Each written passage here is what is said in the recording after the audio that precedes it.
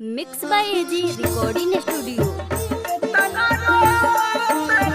कहरी के मंगावा में से नूर हमके दे खातारू जाने भइल कौन हमारा से भूल की इतना रोआवतारू जाने भइल कौन हमारा से भूल की इतना रोआवतारू।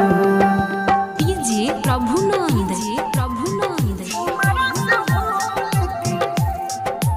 Mix by AG recording studio.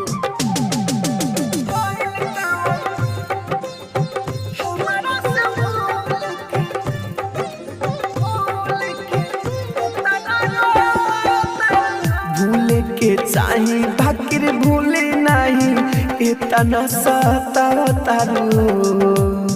भूले के चाही बाकिर भूले नहीं इतना सतावतारू जाने भइल कौन हमारा से भूल की इतना रोआवतारू।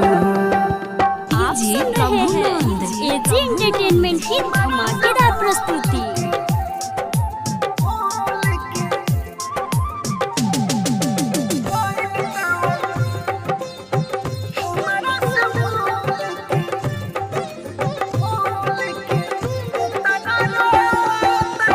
राइटर मनोज के देखिया में अगिया लगावतारू।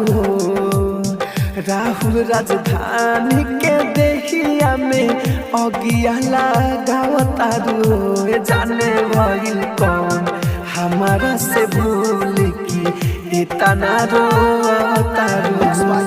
एजी रिकॉर्डिंग स्टूडियो रोशनपुर सपहा।